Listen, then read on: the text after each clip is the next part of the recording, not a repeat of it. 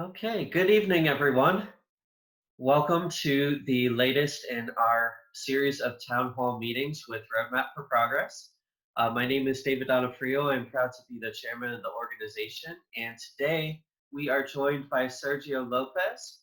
He is a candidate for Campbell City Council in the great state of California. Welcome.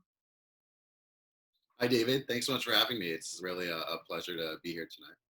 Well, it's a pleasure to have you as well. So I wanted to just give a real quick introduction here. Tonight's town hall is going to last approximately 30 minutes. We wanted to give our candidate an opportunity to introduce himself to you and also to spotlight some of his positions.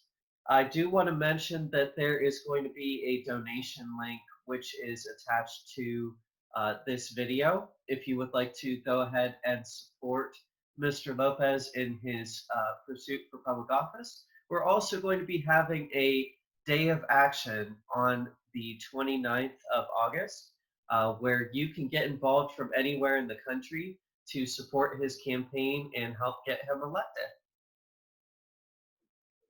All right, so to go ahead and get started then, Sergio, do you mind introducing yourself to us? Give us a little information about you and why you've decided to run for public office. Of course. Again, so excited to be here. I've always believed, and I'm glad that you and your organization do as well, that change starts at the local level, and that we really need to pay attention to what happens on these down ballot races if we want to build on the kind of progress or the potential for progress that we're seeing right now across the country. So one reason why I'm running. But I'm Sergio Lopez, was born and raised here in the community in the Bay Area of California, Northern California, for those of you who might be out of state. And my parents were both immigrants from Mexico who came here and settled down and really made a lot of sacrifices so that I could grow up and be here and have every opportunity. That said, I wasn't engaged in politics when I was growing up, and I can't say that my family was. It was always about keep your head down and work hard, focus on your education, and build a better life for yourself. My dad just had a middle school education, and my mom was actually in her first year of community college when I came along. So I was going to be the first in our extended family ever to go to college. They really wanted that for me. After a few years, we'd saved up enough after growing up and renting in a lower income part of town. It saved up enough to buy a home. And when I was getting ready to go into high school, my parents were looking ahead and thinking 4 years to when I was going to be ready to go to college and thinking, how in the world are we going to pay for this? As working class family, three kids. I was the oldest, and so we decided as a family to open up a business, a Mexican restaurant that we had going, to get a second mortgage on the home to get the restaurant. And it was a real family affair. We'd go and help out on weekends in the summer after school, um, and we're doing pretty well. Unfortunately, we went through a very difficult experience during the Great Recession, where we not only lost the business, we then went into foreclosure on our home. And my dad was actually laid off from a union job that he was working at the same time to get the healthcare benefits because, at the same time as running a business full time, because that's what you need to do to, even begin to afford health insurance as a small business owner. And that experience really set me reeling and trying to make sense of it all. And this was, as a young person of 12 or so years old.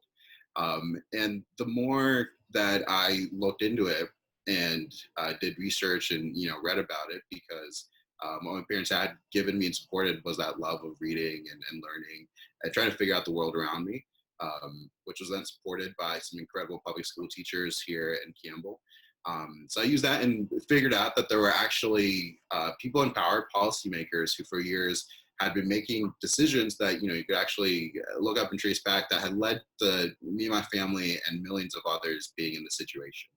And I realized at that point that you've got to get involved. You have to have a voice. whether it's at the local, state, or national level. This country making progress depends on that. And at the same time, that's not always easy, or may not even seem possible for folks like my family to have that opportunity.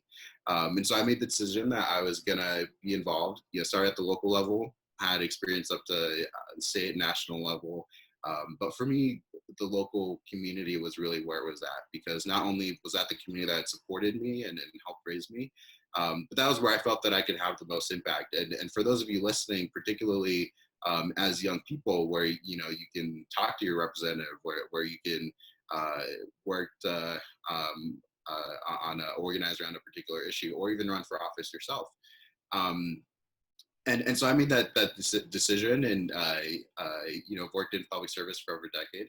And at the same time, also made the decision to or had the realization that you've got to bring others along with you, because it's not always clear what the path forward is. And for those of us lucky enough to have the opportunity to be able to do this kind of work, or to know a little bit more about what's going on and see some of what needs to change, we have to work to break down the barriers and break down the walls to bring others along with us. So that's what I've done. Those are the two things that have always guided me, and it's the reason why I'm running. And I started this campaign over a year ago, the earliest that anyone has ever launched a local campaign here.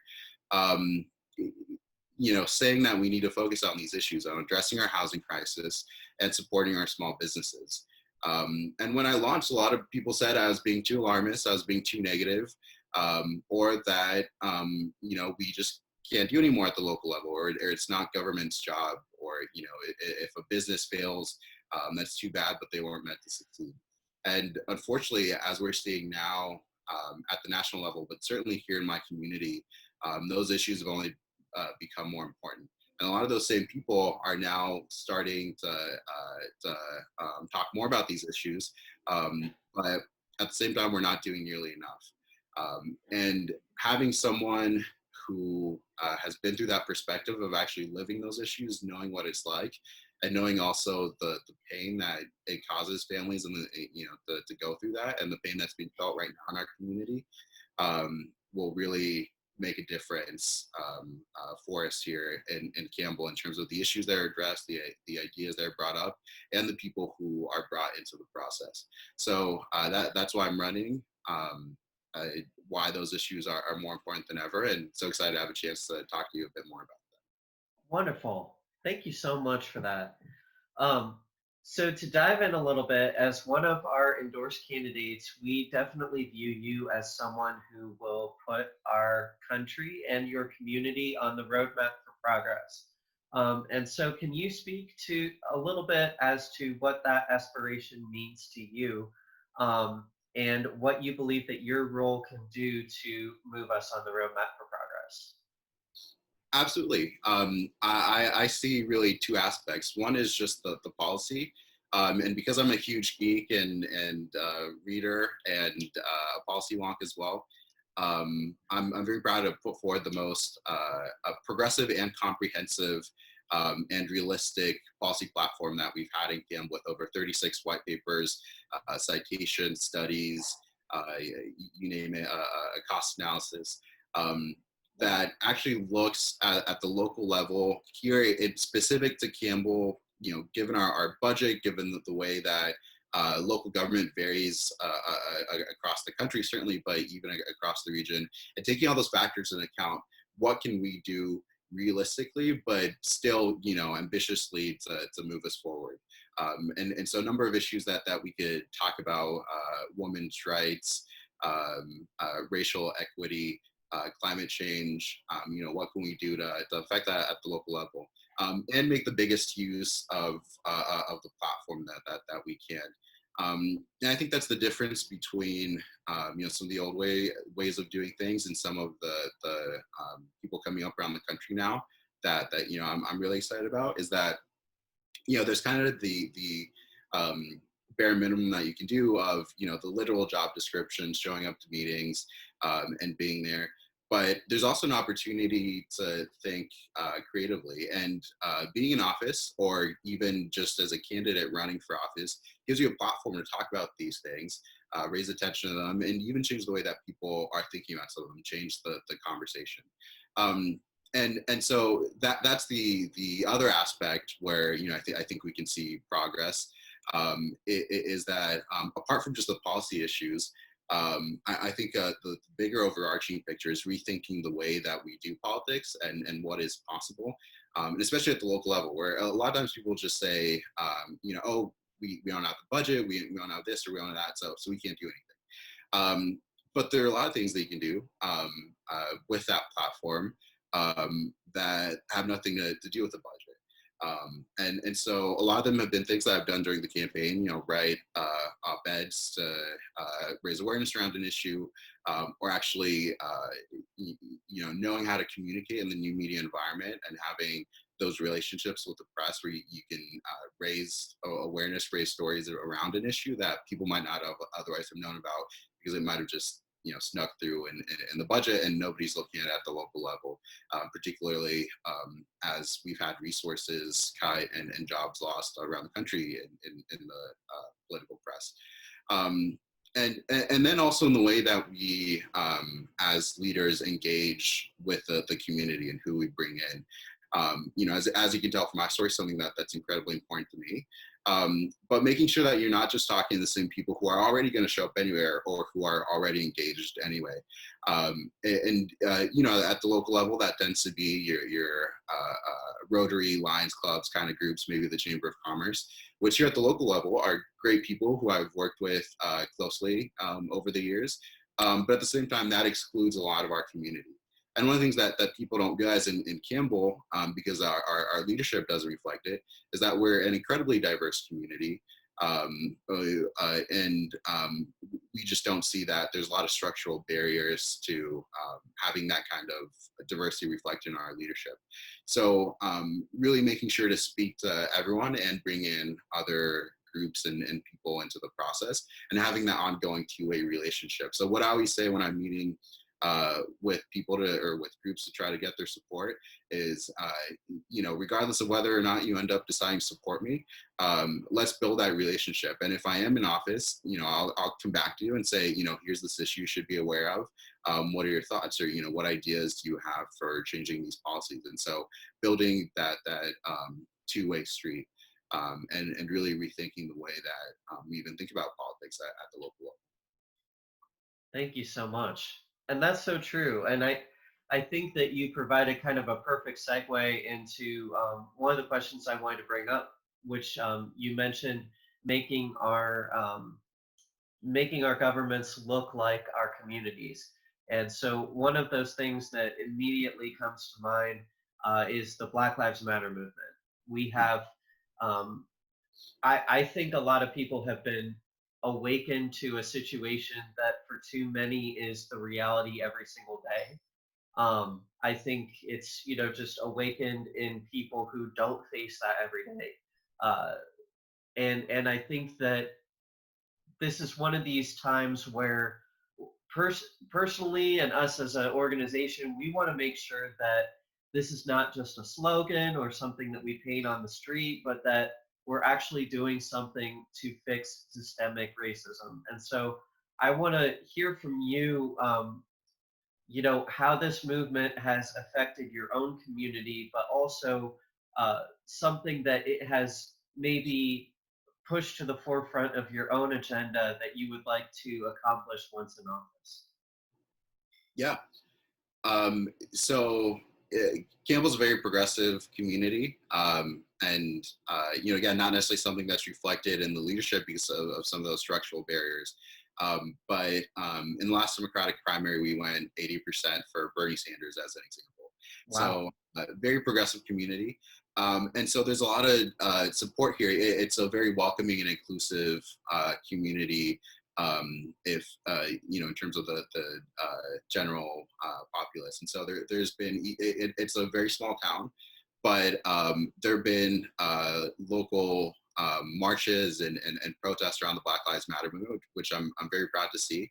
Not necessarily something that we've seen before, because normally, you drive over to the biggest nearby city to go join in some of those protests. But it's actually been a homegrown movement here, and led either by our youth, high school students, which I've been very proud to support and participate in, as well as by our faith community and different churches and faith leaders working together.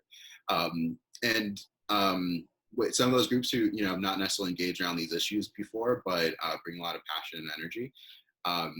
And unfortunately, I feel that this is the very bare minimum, the lowest bar. But I've been the only, as far as I can tell, and I've been looking either among the current council members or candidates for this seat, the only person to show up at these marches and be supportive, post about them, or even to say the words "Black Lives Matter." Which, again, I'm not asking for applause here. That's the bare minimum that we should be asking of our elected leaders. But even there, you can see a change in terms of the priorities. And it's, I think, highlighting and supporting without co-opting, but amplifying that next group of leaders who are coming up around these issues is important. But also, as you bring up in terms of policies, and I think one of the things at the local level, and that has in some ways added a new framework for the issues that I've been talking about since we launched, is in terms of housing here.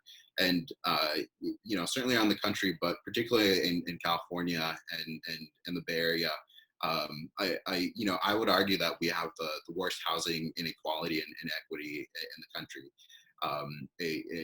People can't afford to live here, and it disproportionately affects minority communities. And so those kinds of issues have a very real and tangible effect here.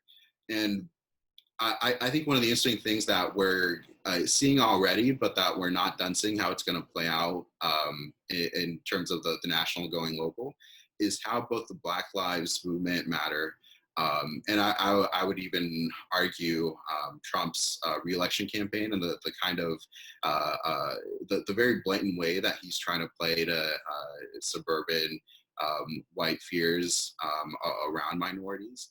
That is backfiring on him, by the way. It's not shown itself to be a successful strategy, but you're going to see a stacking of some of these identities and issues where it raises a lot of questions about why there's so much inequity in housing. And certainly around the country, for many years, we've seen the effects of redlining in terms of where we have certain zoning, what housing is allowed to be built.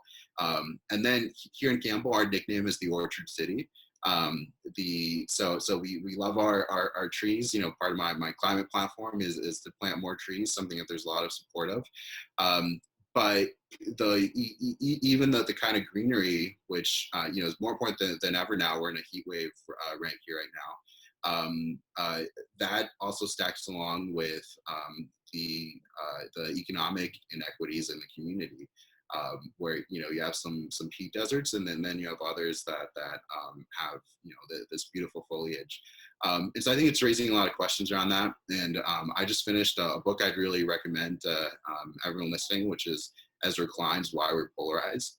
And that really digs deep into why these identities are becoming more and more stacked. There's another great book by Bill Bishop called The Big Sort that also analyzes some of these issues. And I think one thing that Trump has done in the negative, and then the Black Lives Matter movement in the positive, is to add some of these positions and values around housing inequity on top of other platforms. And so my hope is that in a progressive and welcoming community here like Campbell, that that's going to make it easier to address some of these issues like the housing crisis. So I think that's one thing that's changed, and at the local level that people are starting to take a look at through that lens.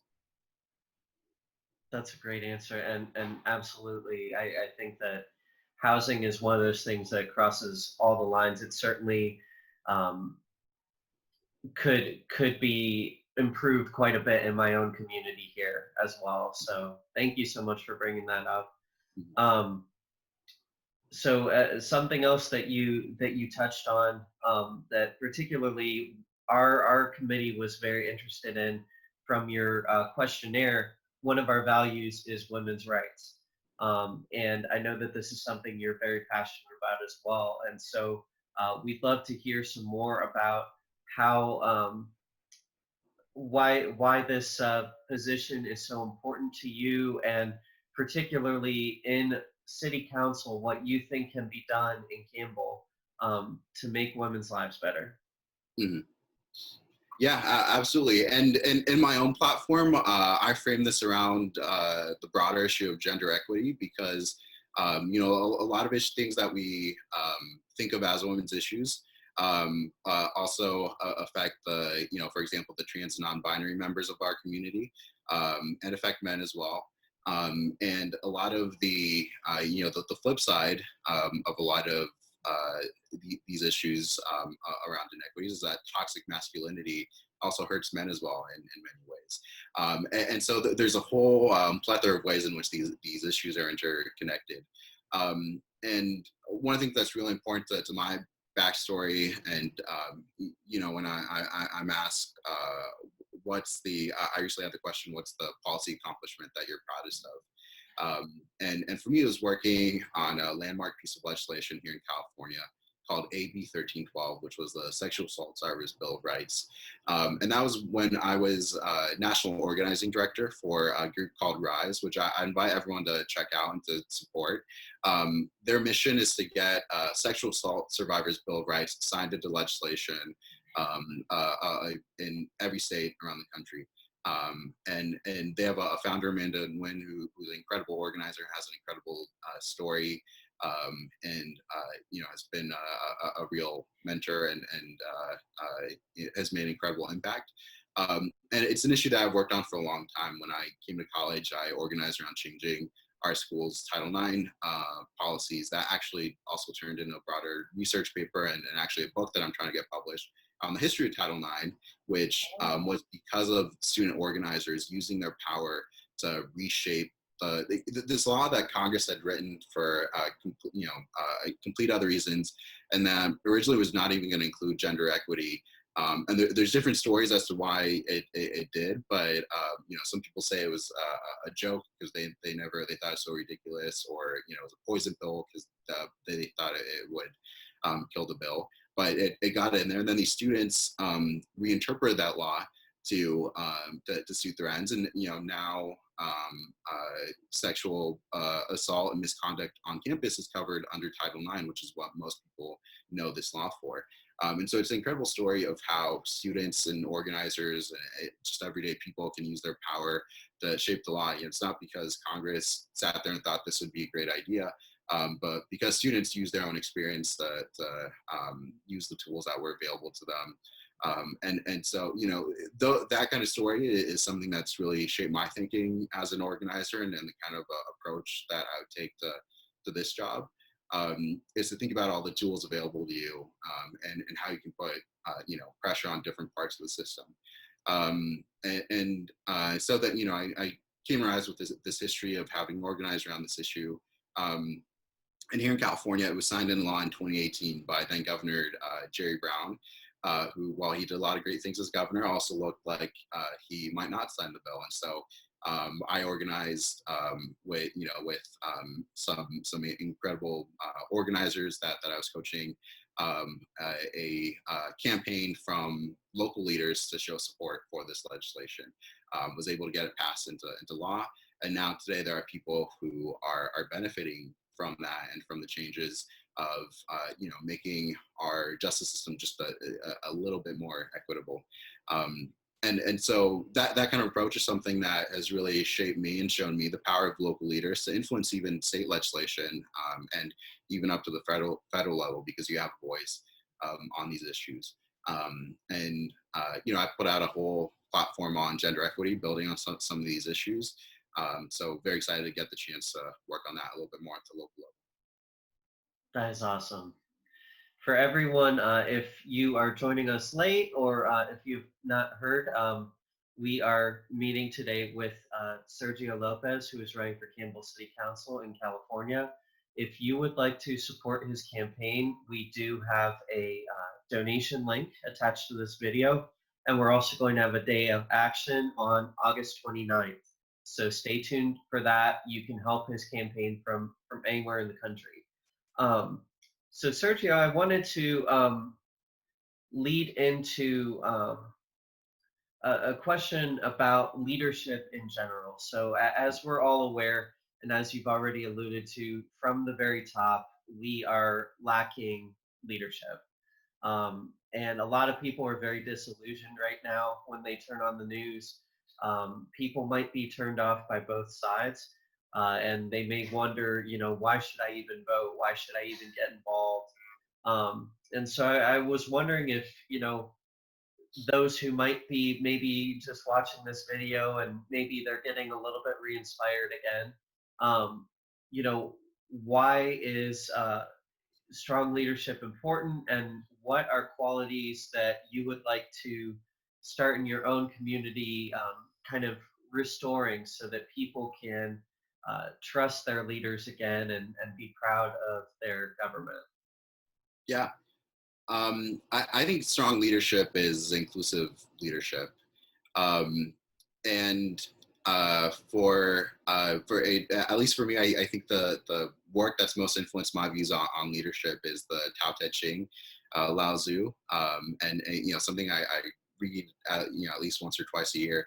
And a big theme from that is how softness is strength, and how real leaders have the confidence to be inclusive and bring others in, and not just top down telling everybody what to do my way or the highway, but really let the people govern themselves and support that.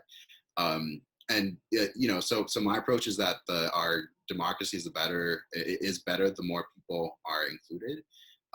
And a lot of the things that I've thought about are putting aside any partisan divisions, is how to make our government more inclusive and accountable, so that when different policy issues come up, everybody can be at the table, not just the people who already know how the process works. Um, and so that's been a lot of what I focus my proposals on, is how to make our government more inclusive and more accountable. And then the other thing, if I can cheat here a little bit and add a second one, is that I think a lot of our leaders today have or leadership has lost their sense of history. And for me, being a big reader, I studied history in college, and as a historian myself, trying to tell some of these stories.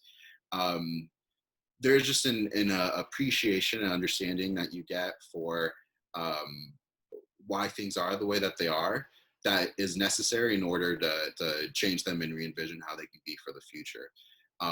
And I think in today's environment, certainly at the national level, but even in many of our local leaders, um, there just is that instinctive um, reference to the here and now, and kind of knee-jerk reactions to a lot of things, whereas you could have solutions that are more realistic and obtainable, and inclusive, if you have that sense of appreciation for history. And so those are the two things that I would say. I love that. And you can definitely tell through your work and through the entire story that you've illustrated, not just your story, but the story of your work, how much history impacts what you do. And so that's really valuable. And I'm certainly inspired hearing it from you. Um, one final thing that I then just wanted to touch on as we kind of come full circle and close here today.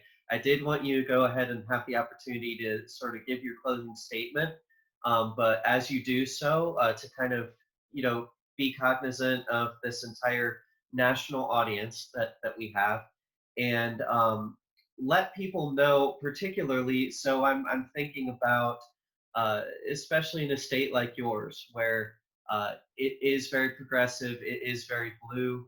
I think a lot of people might just kind of feel like they don't have to get involved. That the presidential election is a foregone conclusion and things like that. But there are a lot of people who I think could be inspired to do a lot more if they realize the importance of local races like yours, or that they can help races even out of their own community. And so, so as you go ahead and close, also just let people know from anywhere in the country kind of what change they are inspiring by getting involved in your race. Absolutely. Yeah. First off, again, just want to thank you for the opportunity to come here and speak and be with all of you. Um, and I would say everybody has a place in our government and our democracy, and I'd encourage everyone to do get some experience and volunteer here, volunteer there, or even think about running yourself and see what that place is for you. A lot of times you don't necessarily have to choose. I hope everybody does all they can at the national level. Certainly, you're in Ohio, so I don't have to tell you the importance of that. But also look at what you can do in your own community. There's a lot of races here at the local level in every community. A lot of great candidates who are running, and you can have the chance to really have an impact at that scale. And if there aren't, and if your representative has been an incumbent for a number of years and maybe doesn't even have a challenger on the ballot, think about whether you could run yourself or if you know someone who could. And in particular, think about people who come from different backgrounds, different experiences, will have different stories to tell, um, who you can bring into the process, or if that person is you, to think about getting involved, because I think our democracy can only really succeed when all of us have the not just the opportunity to get involved, but the chance to actually see that impact. And you can build off that success when you see that you've reached, when you have that conversation with someone who might be a neighbor, and you see how much more inspired they are to get involved, or they get so excited that they want to volunteer, which I'm having these conversations every day on this campaign. That makes it a little bit easier to go on to the next thing and gives you that much more experience, and also frankly that hope and that resilience that we need right now to inspire us when the going does get difficult.